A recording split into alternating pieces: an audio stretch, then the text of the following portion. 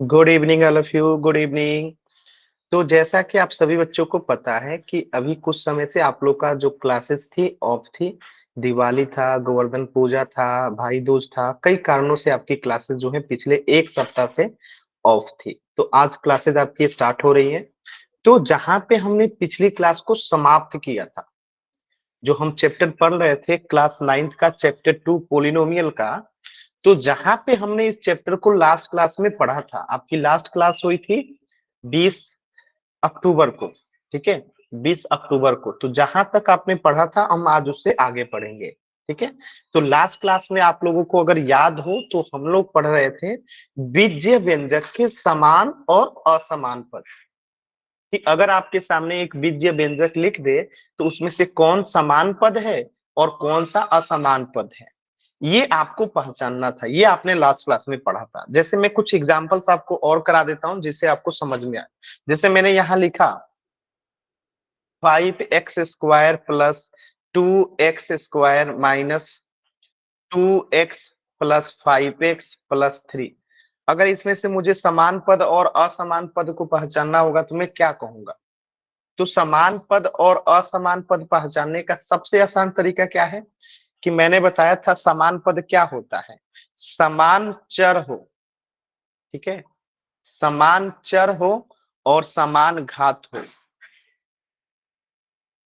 दोनों होना चाहिए। तो उसी को हम लोग क्या कहते हैं? समान पद कहते हैं। ठीक है, क्या कहते हैं? समान पद कहते हैं।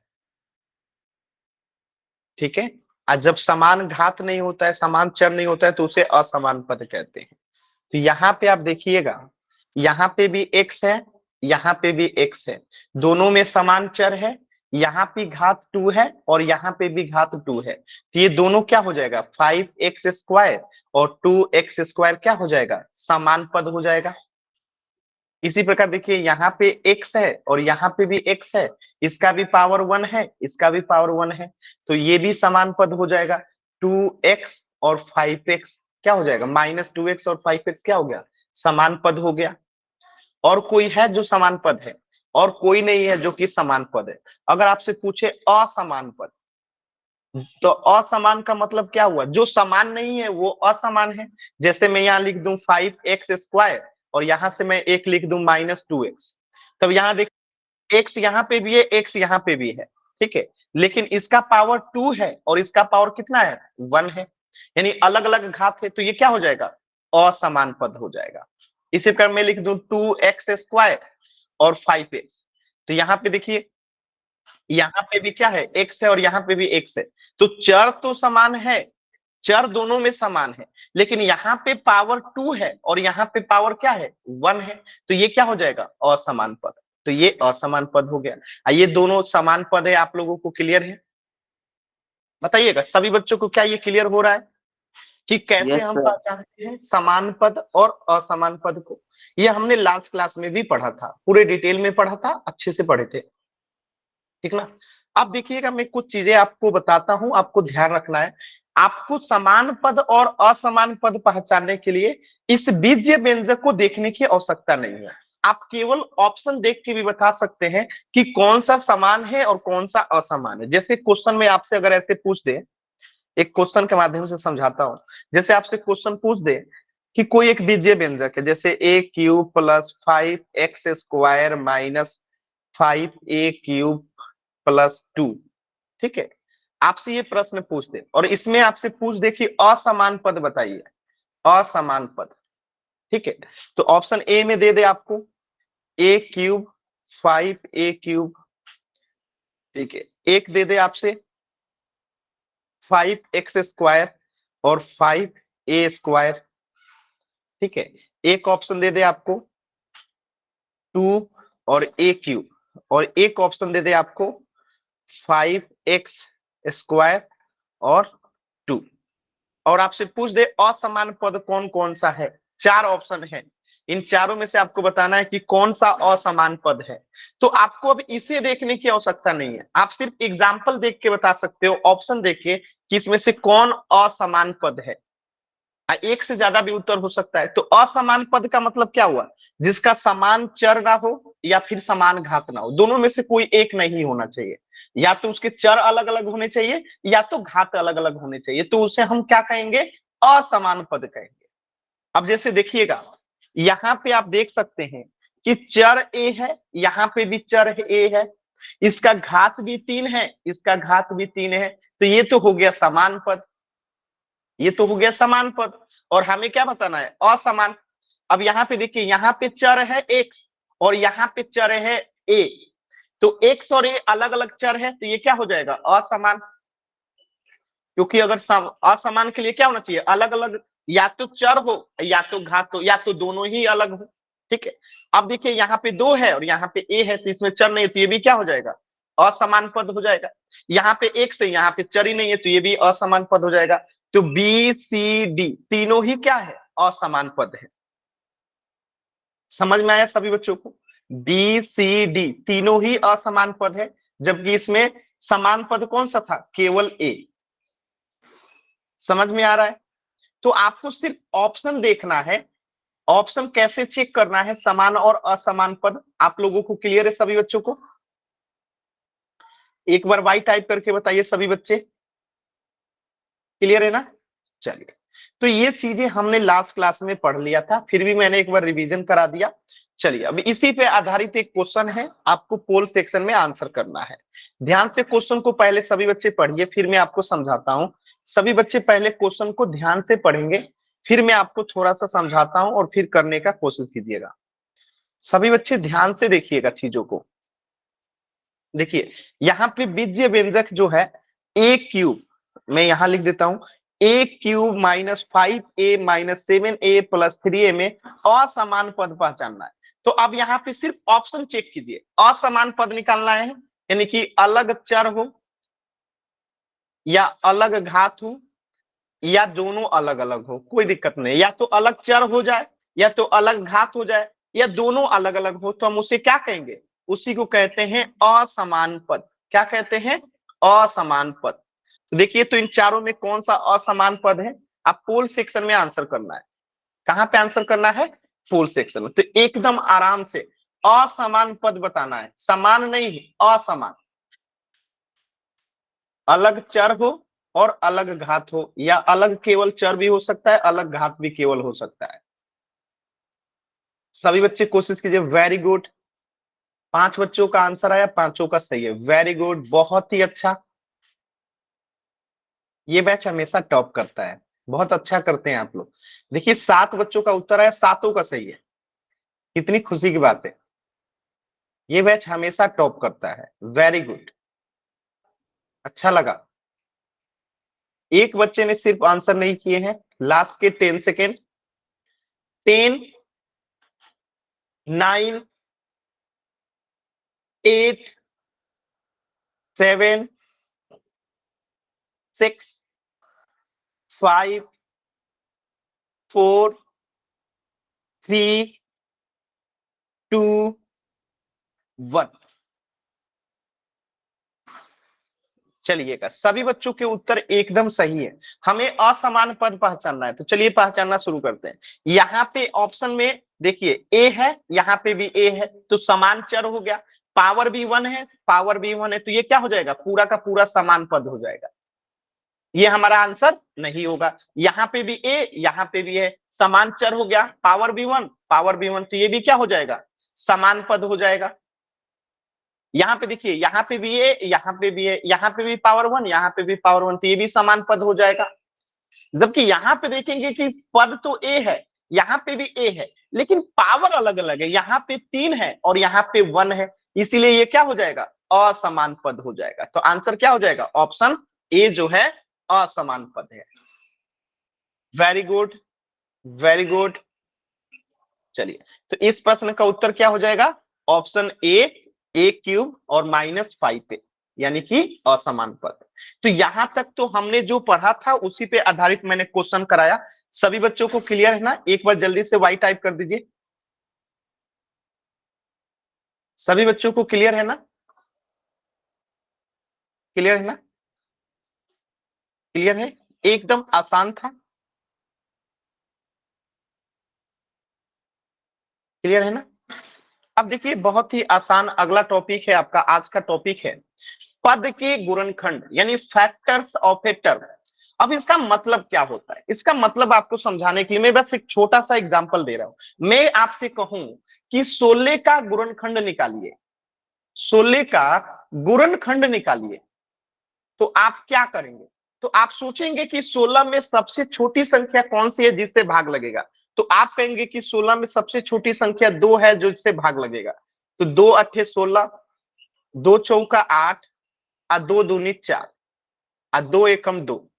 तो ये जो आया हमें 16 का गुणनखंड लिखना है, तो हम क्या लिखेंगे? 2 2 2 2 और 1। ये 16 का क्या हुआ? गुणनखंड हुआ। बातें आपको समझ में आ रही है? तो आपको जैसे 16 का आपने गुणनखंड निकालना जानते हैं, या आप लोग पढ़ चुके हैं, ठीक है? तो आपने 16 का गुणनखंड निकाल दिया, तो यहीं पे अगर कोई एक टर्म आ जाए, बीजीय व्यंजक का कोई पद आ जाए, तो उसका गुणनखंड कैसे करेंगे यही आपको सीखना है। एग्जाम्पल से सीखते हैं। देखिए जैसे यहाँ पे बीजीय व्यंजक कौन सा है? 5x plus 6। ये क्या है? इसमें दो पद है। एक पद कौन सा है? 5xy, दूसरा पद कौन सा है? 6 है।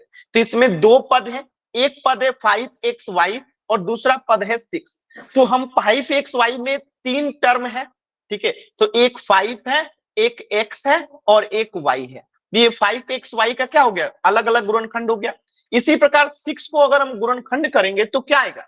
तो 6 को देखिए सबसे छोटी संख्या कौन सी है जिससे भाग लगेगा? तो वो सबसे छोटी संख्या 2 है, तो हम इसको 2 से ले जाएंगे, तो 2 तिहाई 6 और 3 एकम 3। ठीक है, तो एक को नहीं लिखते हैं तो इसका गुणनखंड क्या होगा? 2 और 3। तो ये हो गया 6 का 2 और 3। क्लियर है सभी बच्चों को? एक बार वाई टाइप करके बताइए, सभी बच्चों को क्लियर है? क्लियर है ना? Very good. तो जैसे और एक एग्जांपल मैं करा रहा हूं, ध्यान से समझिएगा। जैसे समझिएगा यहाँ पे मैं लिख दूं 10x आप प्लस 6। तो अब हम क्या करेंगे? इसमें दो पद है, तो पहले 10x को अलग अलग पद निकालेंगे, गुणनखंड करेंगे। तो 10 का क्या होगा? एक हो जाएगा 10 का 2, एक हो जाएगा 5 और एक हो जाएगा कितना? x।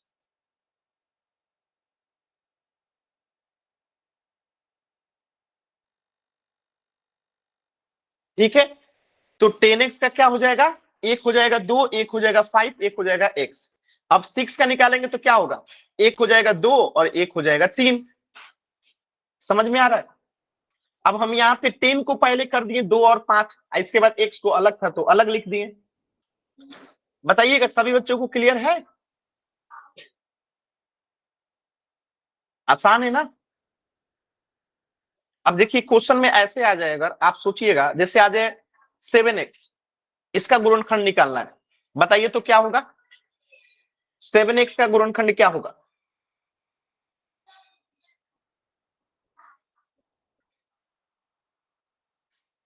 7x का क्या होगा? 7 और एक हो जाएगा x, ये आंसर हो गया। इसी प्रकार 11x का कहें तो क्या आएगा? तो एक हो जाएगा 11, एक हो जाएगा x। सिंपल, तो ये उत्तर हो गया। यानी कि आप लोग गुणनखंड निकालना सीख चुके हैं।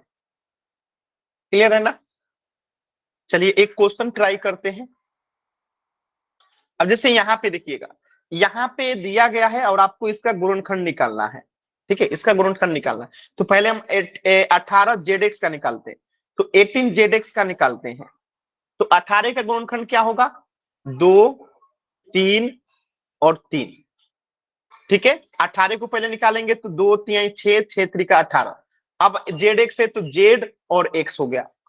ठीक है, अब इसी प्रकार 5y² को निकालेंगे, 5y² को, तो एक हो जाएगा 5, एक हो जाएगा y, एक हो जाएगा y। अब इसी प्रकार xyz को निकालेंगे, xyz का, तो क्या आएगा? एक हो जाएगा x, एक हो जाएगा y, एक हो जाएगा z। इसी प्रकार 21 का निकालेंगे, तो 21 का क्या होगा? एक हो जाएगा 3, एक हो जाएगा 7। तो ये आपको गुणनखंड निकालना आना चाहिए। एक बार सभी बच्चे बताइए, जो ये एग्जाम्पल से क्या आप लोग इसका गुणनखंड निकाल पा रहे हैं? सभी बच्चे, फिर मैं एक क्वेश्चन कराता हूं।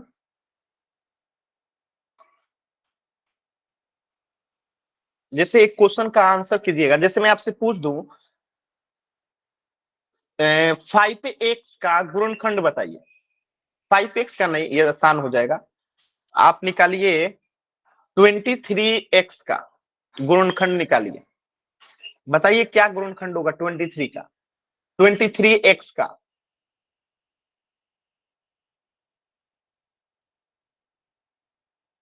कोशिश कीजिए सभी बच्चे, कोशिश कीजिए।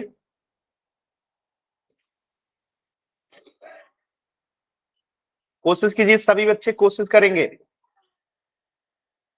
सिंपल, एक 23 हो जाएगा और एक x हो जाएगा, एकदम आसान है। चलिए एक क्वेश्चन कीजिएगा पोल सेक्शन में सभी बच्चे, एकदम आराम से, कोई जल्दबाजी नहीं है। क्वेश्चन को एकदम ध्यान से देखिए, फिर इसका आंसर कीजिएगा। क्वेश्चन को एकदम ध्यान से पहले देखिए, फिर पोल सेक्शन में आंसर कीजिएगा। क्वेश्चन क्या कह रहा है तुम्हें एक बार समझा भी देता हूं। आपसे 5x का गुणनखंड पूछा है, 5x का गुणनखंड पूछा है, ठीक है, 5x का।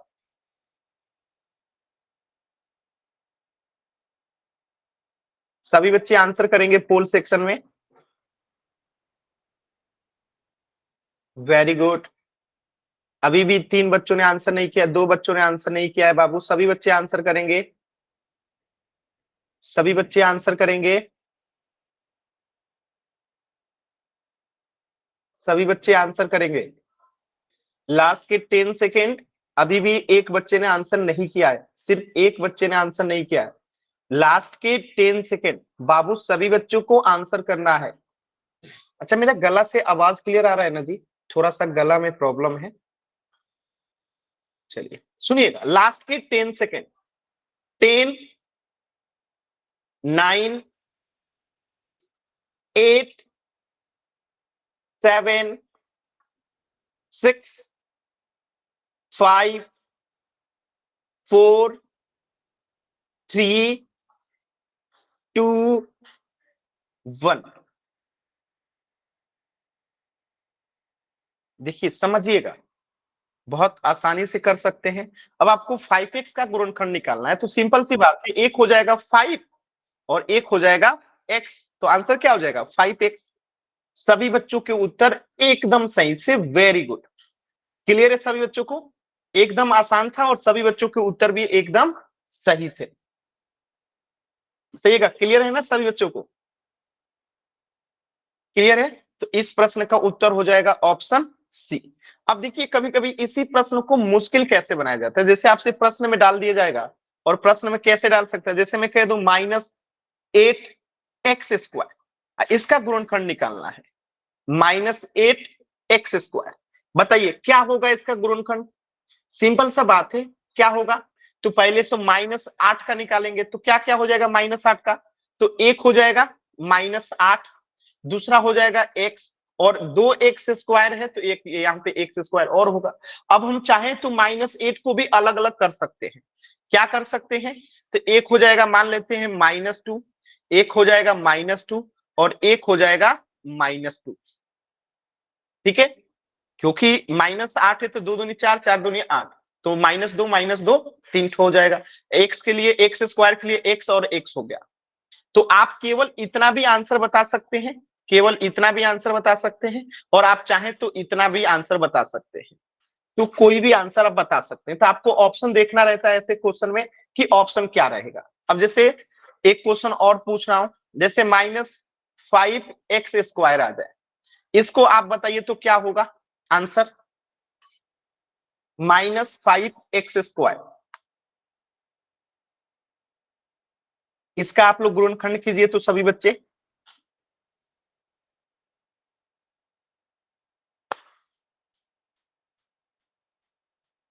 सभी बच्चों को करना है। Very good Preeti, Aman, Bhavna, very good Nitish, very good Khushboo, very good. देखिए तो एक क्या हो जाएगा, एक हो जाएगा -5, और x² है तो एक x हो जाएगा, और एक और x हो जाएगा। x² के लिए x और x हो गया, -5 के लिए -5 हो गया। तो ये आपका उत्तर हो गया, सिंपल, एकदम आसान है। प्लस नहीं होगा काजल, माइनस होगा। -5x² है इसलिए माइनस होगा काजल, आपने +5 लिखा है। चलिए एक प्रश्न और कीजिएगा, जैसे -7k² आ जाए, इसको कीजिए तो सभी बच्चे बताइए क्या होगा।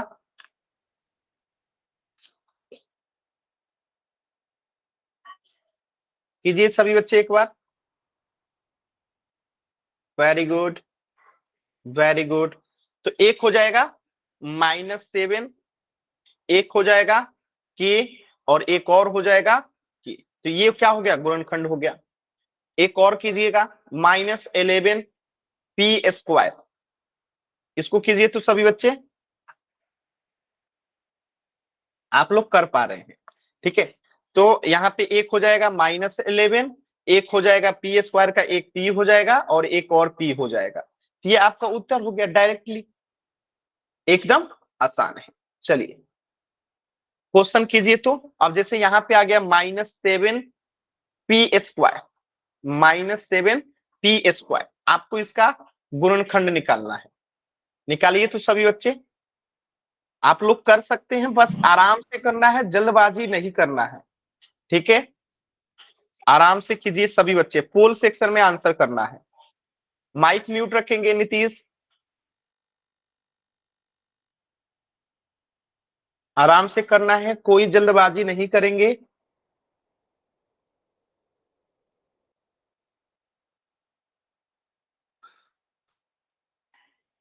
Very good. नीतीश आपने हाथ वाला बटन दबाया है। पोल सेक्शन में आंसर कीजिए सभी बच्चे। अभी भी दो बच्चों ने आंसर नहीं किया है। दो बच्चे हर बार आंसर नहीं कर रहे, ऐसा क्यों कर रहे हैं बाबू। सभी बच्चों को आंसर करना है, सभी बच्चों को आंसर करना है। कोशिश कीजिए सभी बच्चे आंसर करें, कोशिश कीजिए सभी बच्चे आंसर करें। लास्ट के 10 सेकेंड। 10, 9,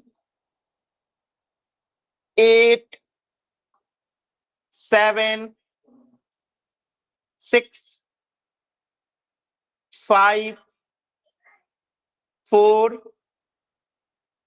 3, 2, 1। नीतीश माइक म्यूट रखेंगे। देखिए एकदम आसान सवाल था। एक इसका क्या हो जाएगा, एक हो जाएगा -7, एक इसका क्या हो जाएगा p, और एक और क्या हो जाएगा p। p² का हमने p में कर दिया, -7 तो -7 ही रहेगा, तो ये इसका गुणनखंड हो गया, यानी ऑप्शन सी जो है क्या हो जाएगा, करेक्ट हो जाएगा। क्लियर है ना नीतीश, सही है एकदम, वेरी गुड। चलिए तो इस प्रश्न का उत्तर हो जाएगा ऑप्शन सी। चलिए एक क्वेश्चन थोड़ा और मुश्किल करते हैं। मुश्किल देखिए, मुश्किल कुछ नहीं है, बस आपको ध्यान देना है, मुश्किल कुछ नहीं है। जैसे मैं लिख दूं -7x² इसका आपको गुणनखंड बताना है।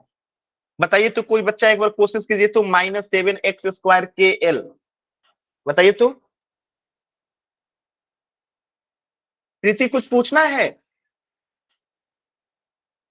प्रीति आपने हाथ वाला बटन दबाया है, कुछ पूछना है प्रीति? No sir. ठीक है, बताइए सभी बच्चे आंसर।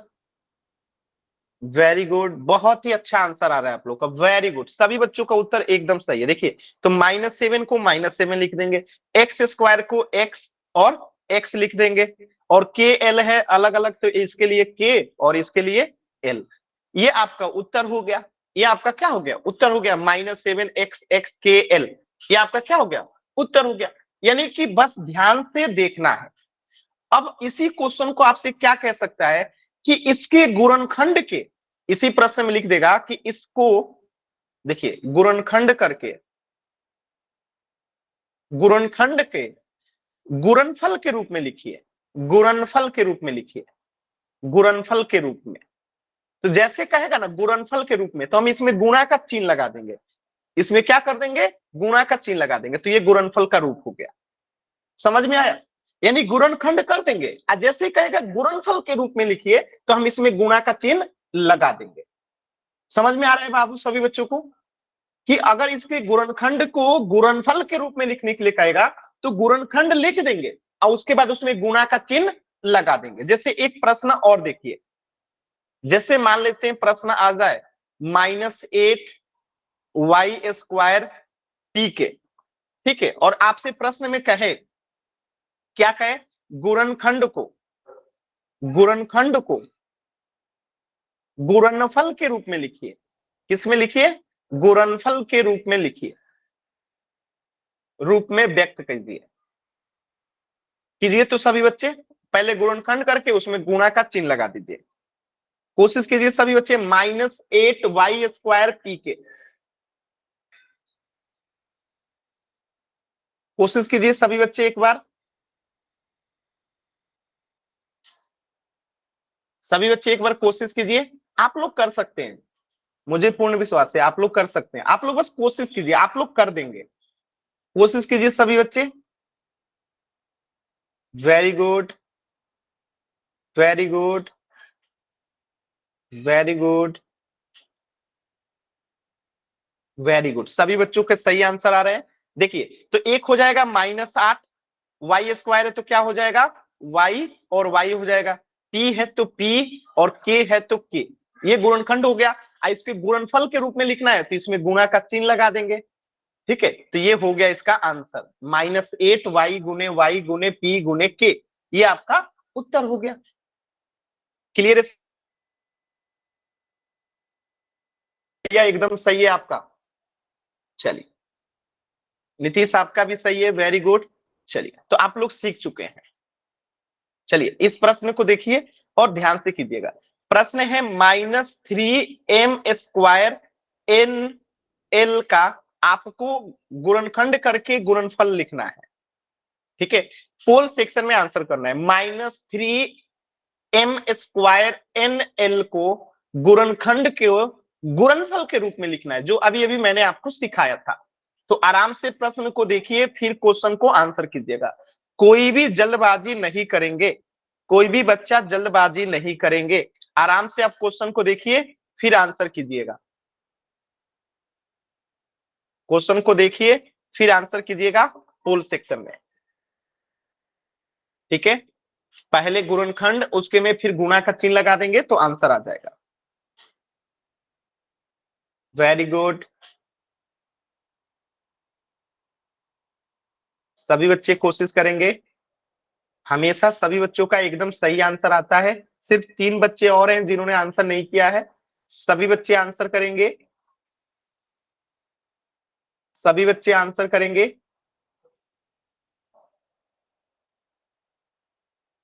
सभी बच्चे कोशिश करेंगे, वेरी गुड। और 2 बच्चे हैं जिन्होंने आंसर नहीं किया है। सभी बच्चे कोशिश कीजिए, सभी बच्चों को कोशिश करना है।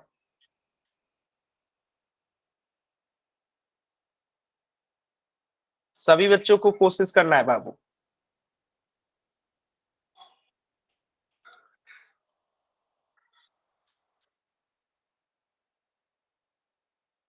सभी बच्चे कोशिश कीजिए।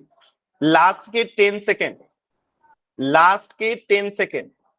10, 9, 8, 7, 6, 5, 4, 3, 2, 1।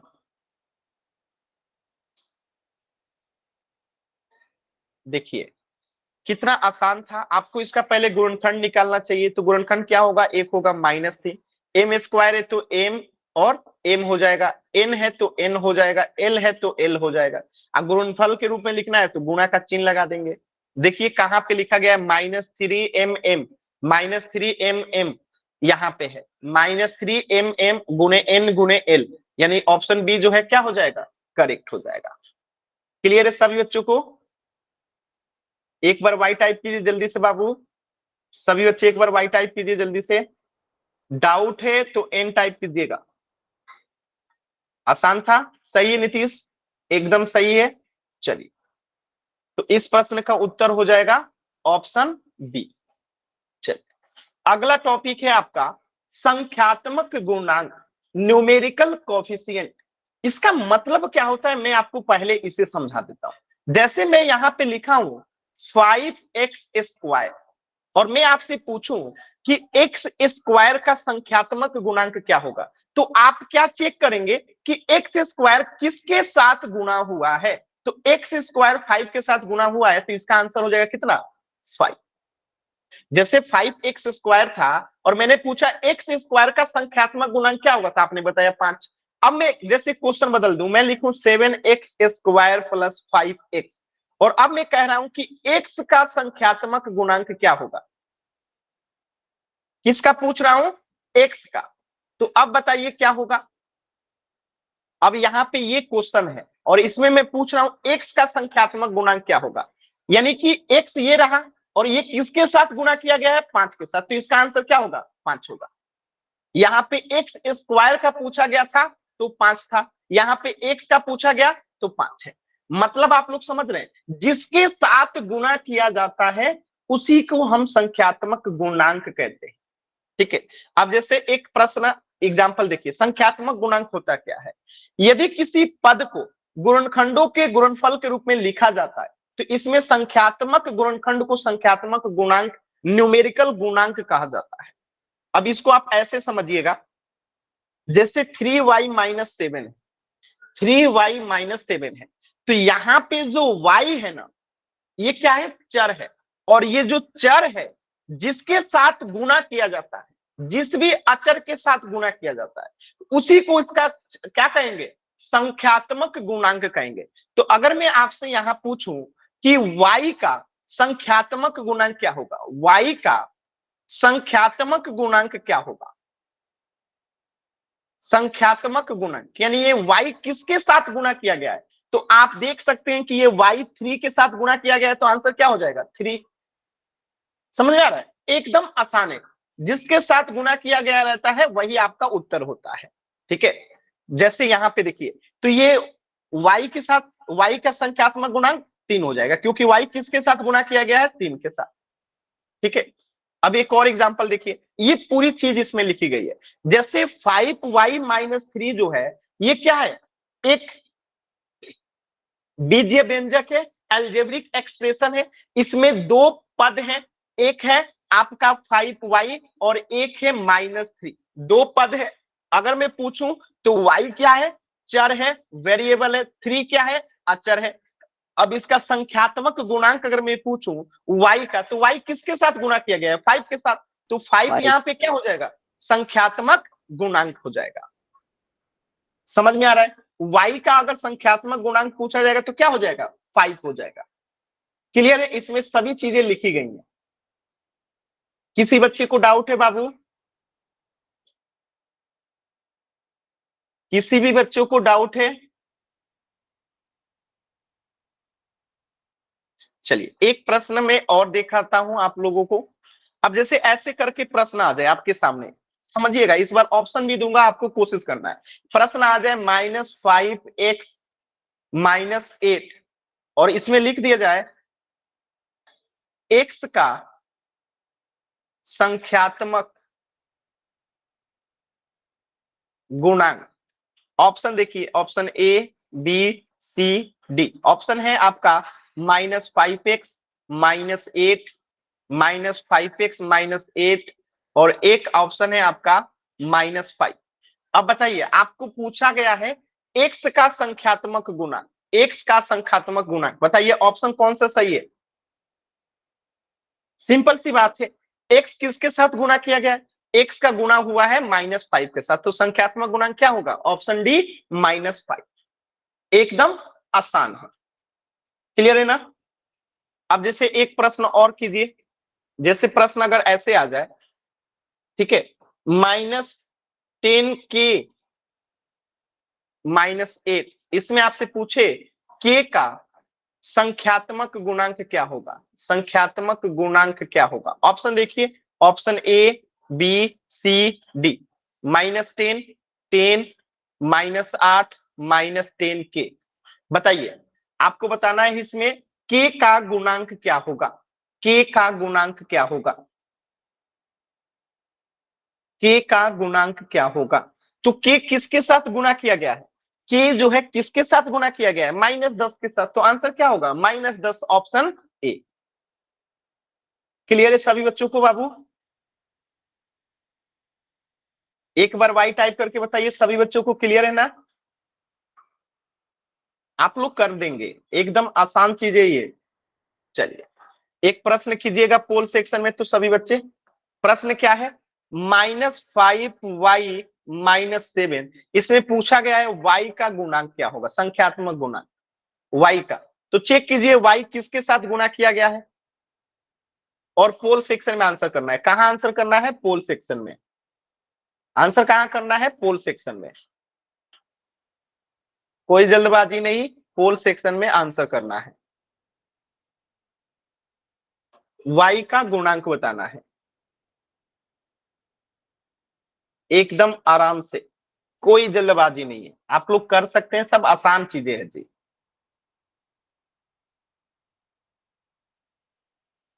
वेरी गुड, एकदम सही आंसर आ रहा है सभी बच्चों का, वेरी गुड। सभी बच्चे करेंगे। अभी भी 3 बच्चों ने आंसर नहीं किया है, अभी भी 3 बच्चों ने आंसर नहीं किया है, सभी बच्चे करेंगे। और 2 बच्चे हैं जिन्होंने, और एक बच्चा है जिन्होंने आंसर नहीं किए हैं, सिर्फ एक बच्चे हैं जिन्होंने आंसर नहीं किए हैं। लास्ट के 10 सेकेंड, एक बच्चा और है जो आंसर नहीं किए हैं, लास्ट के 10 सेकेंड। 10, 9, 8, 7, 6, 5, 4, 3, 2, 1। देखिए समझते हैं, बहुत आसान है। y का गुणांक पूछा है तो y किसके साथ गुणा किया गया है? y किसके साथ गुणा किया गया है? -5 के साथ। तो -5 क्या हो जाएगा? इसका संख्यात्मक गुणांक होगा। यानी जिस भी चर का, वेरिएबल का गुणांक पूछा जाता है, हम चेक करते हैं कि वो चर जो है, वो वेरिएबल जो है, किसके साथ गुणा किया गया है। जैसे y का गुणांक पूछा है तो y एक चर है, तो ये किसके साथ गुणा किया गया है? तो -5 के साथ गुणा किया गया है, तो -5 क्या हो जाएगा? इसका संख्यात्मक गुणांक हो जाएगा। सभी बच्चों को क्लियर? एक बार जल्दी से वाई टाइप कीजिए। तो इस प्रश्न का उत्तर हो जाएगा ऑप्शन बी। क्लियर है ना सभी बच्चों को?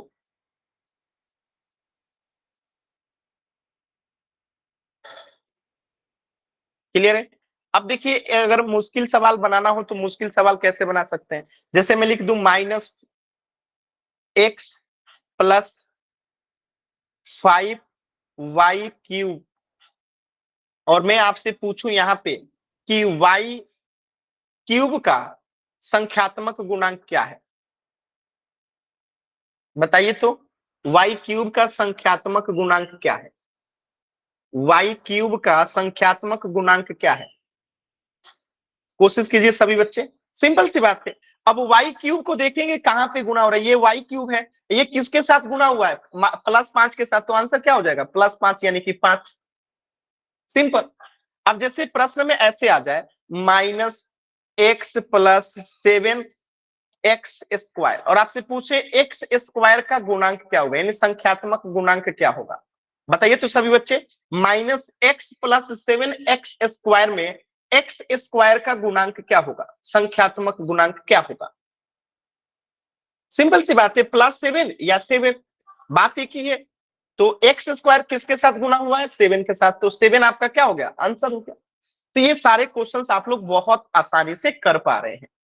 चलिए फोर्थ सेक्शन में आंसर कीजिए। चीजें आप लोग को समझ में आ गई है, आप लोग कर पा रहे हैं।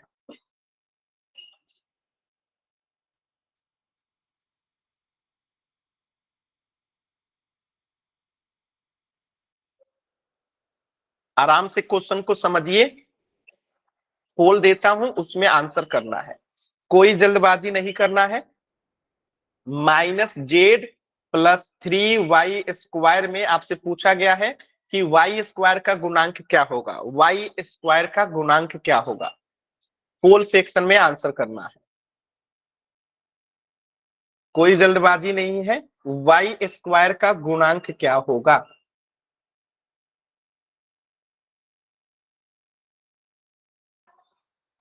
y² का गुणांक क्या होगा? y² का गुणांक क्या होगा? कोशिश कीजिए सभी बच्चे करने को, सभी बच्चे कोशिश करेंगे।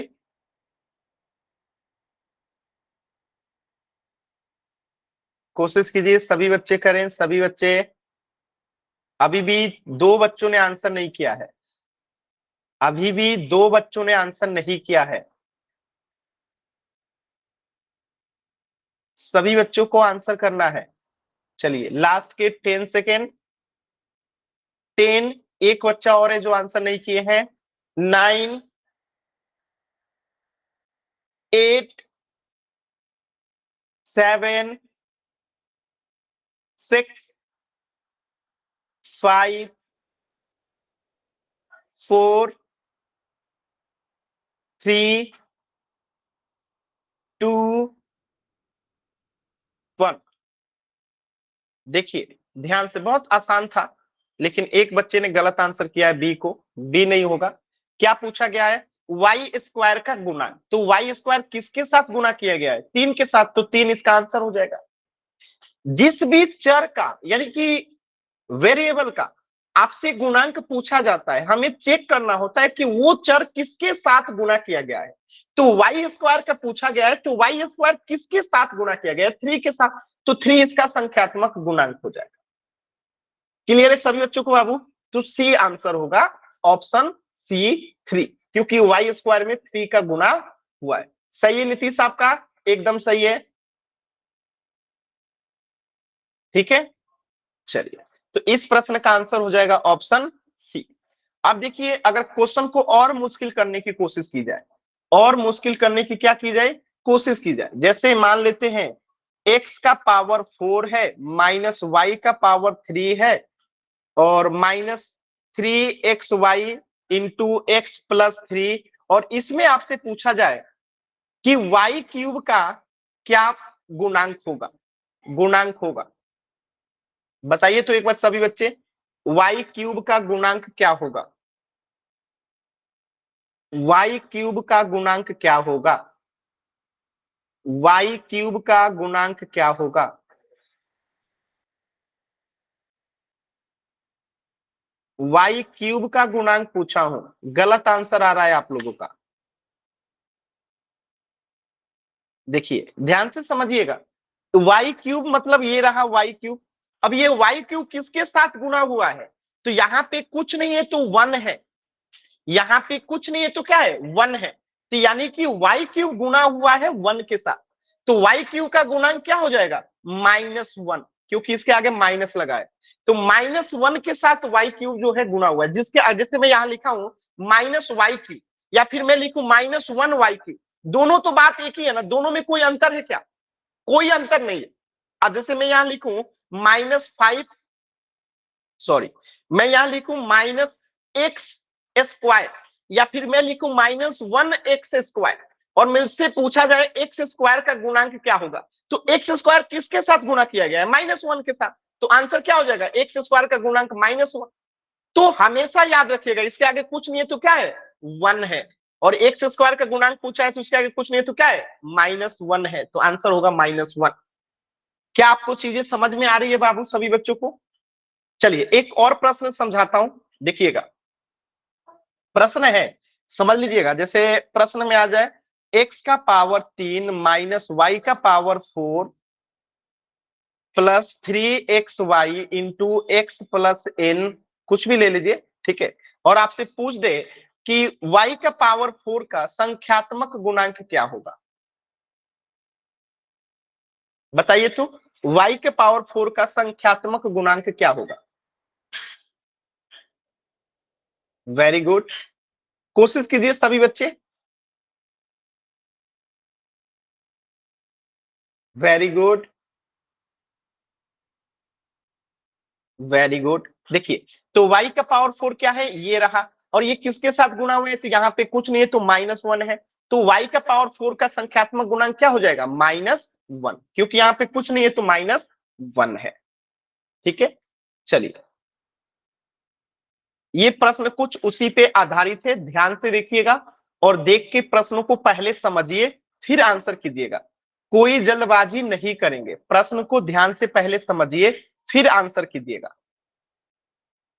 क्वेश्चन को मैं थोड़ा सा समझा देता हूं।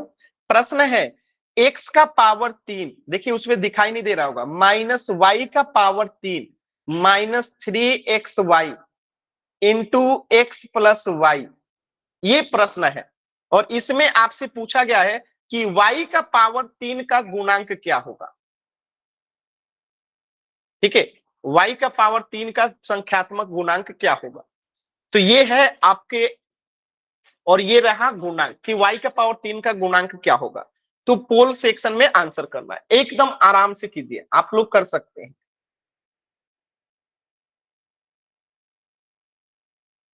जल्दबाजी नहीं करेंगे बाबू तो सही है, गलती हो रहा है कुछ बच्चों का सिर्फ जल्दबाजी में, इसीलिए जल्दबाजी नहीं करना चाहिए। जल्दबाजी करेंगे गलत होगा, कोई बात नहीं। देखिए गलत करनी कोई बात नहीं है, लेकिन जल्दबाजी करना गलत बात है।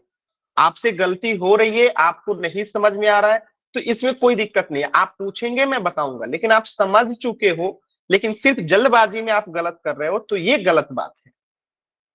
एक बच्चा और है जो आंसर नहीं किए हैं, लास्ट के 10 सेकेंड। 10, 9, 8, 7, 6, 5, 4, 3, 2, 1। देखिए बहुत आसान सवाल था, आप लोग कर सकते थे और किए भी हैं, सिर्फ एक बच्चे का ही गलत आंसर है। वाई क्यूब का गुणांक पूछा है, तो वाई क्यूब ये रहा, तो वाई क्यूब किसके साथ गुणा हुआ है, तो अभी अभी मैंने बताया था यहाँ पे कुछ नहीं है तो 1 है, तो -1 के साथ गुणा हुआ है, तो इसका आंसर क्या हो जाएगा, -1। ठीक है, ऑप्शन ए। वाई क्यूब पूछा है, तो वाई क्यूब किसके साथ गुणा हुआ है, तो इसके आगे कुछ नहीं है तो 1 है, यानी -1 के साथ गुणा हुआ है, तो आंसर हो जाएगा ऑप्शन ए, -1। ठीक है, तो आज के क्लास में इतना ही, इससे आगे हम लोग पढ़ेंगे नेक्स्ट क्लास में। लेकिन कुछ भी डाउट है आज की क्लास से, तो अभी सभी बच्चे अपना डाउट पूछ लेंगे, तभी क्लास एंड करेंगे। किसी भी बच्चे को कहीं पे भी कुछ भी डाउट है तो पहले पूछ लीजिए।